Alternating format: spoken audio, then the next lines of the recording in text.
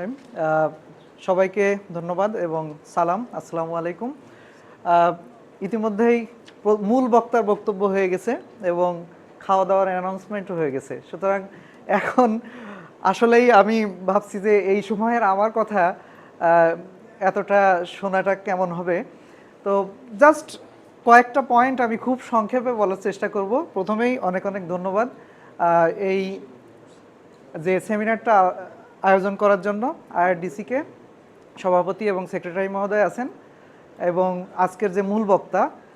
আমি যে ব্যাপারটা খেয়াল করলাম, আমি যেহেতু আইকিউএসির পরিচালক হিসাবে আছি, সিটিএল এর কথা বলা হয়েছে। সিটিএল এর আমাদের এখানে নেই, আমাদের এখানে বরং আইকিউএসি কিন্তু ওই পার্টটার দেখার কথা।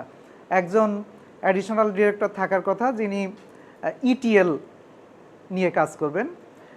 সুতরাং একই ধরনের কাজের সাথে আমার যেহেতু কিছুটা সম্পৃক্ততা আছে, তো এই জন্য আমি দেখলাম যে মূল বক্তা কিন্তু অনেকগুলো মেথোডোলজি যেখানে অ্যাপ্লাই করেছেন। শুরুতে একটা এক্সারসাইজ করেছেন এবং কথার মাঝে এক্সাম্পল দিতে গিয়ে স্টোরি টেলিং করে ওনার যে ডোমেইন, রিসার্চ ডোমেইন পেডাগজির বাইরে, সেটাও কিন্তু আমাদেরকে শিখিয়েছেন। সুতরাং আমরা এই জায়গা থেকে অনেক কিছু শিখেছি, আমি দেখতে পেলাম।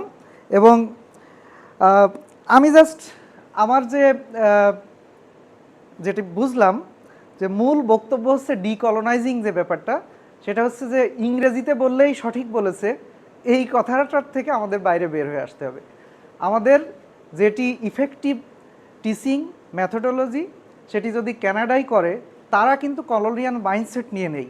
আমরা যখন ওইটাকে সরাসরি অন্ধভাবে ফলো করছি, আমাদের কনটেক্সটের বাইরে হলেও সেটাকে সরাসরি আমরা ব্যবহার করার চেষ্টা করছি, তখন আমার মনে হয় এটা কলোনিয়াল মাইন্ডসেট।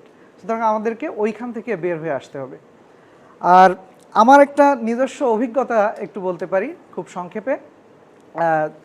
যেমন আমাদের যখন সবাইকে বলল, নিজেদেরকে চিন্তা করতে বলল মূল বক্তা প্রথমেই, যে আমাদের প্রিয় শিক্ষক কে ছিলেন এবং তার কোয়ালিটি কেমন ছিল, আমরা কিন্তু নিজেরা চিন্তা করেছি। তো ছাত্রছাত্রীদেরকে এই নিজের চিন্তা করার যে সুযোগ দেওয়াটা, এইটা আমার মনে হয় সবচেয়ে বেশি ইম্পর্ট্যান্ট একটা ব্যাপার। আমি একটা ক্লাস নেওয়ার ক্ষেত্রে দেখছি যে প্রথম একটা ক্লাস নিলাম, ওদের ভিতরে খুব বেশি মনোযোগের ঘাটতি দেখলাম। তো তখন একটা মেথড অ্যাপ্লাই করলাম, কিছুদিন আগেই যেহেতু ট্রেনিং করেছিলাম, জিগস মেথড অ্যাপ্লাই করলাম, যেখানে তারা গ্রুপের ভিতরে একটা নির্দিষ্ট টপিকের সাব টপিক ভাগ করে তারা নিজেরা শিখবে, নিজেরা সেলফ স্টাডি করবে গ্রুপে আলাদা আলাদাভাবে। তারপরে সাব টপিকগুলো যে কমন সাব টপিক, সেইগুলো নিয়ে একটা স্পেশালাইজড গ্রুপ করবে। পরে আবার নিজের গ্রুপে ফেরত এসে তারা স্পেশালাইজড হয়ে তার গ্রুপকে সেই ব্যাপারটা সম্পর্কে বলবে। আমি খুব সংক্ষেপে বললাম, এটা নিয়ে আমরা আলাদা ওয়ার্কশপও করতে পারি। তো পরে দেখলাম যে তারা কিন্তু সবাই, যারা কথাবার্তা বলতো না, তারা নিজেরাই বেশ ভালো ওপিনিয়ন দিচ্ছে।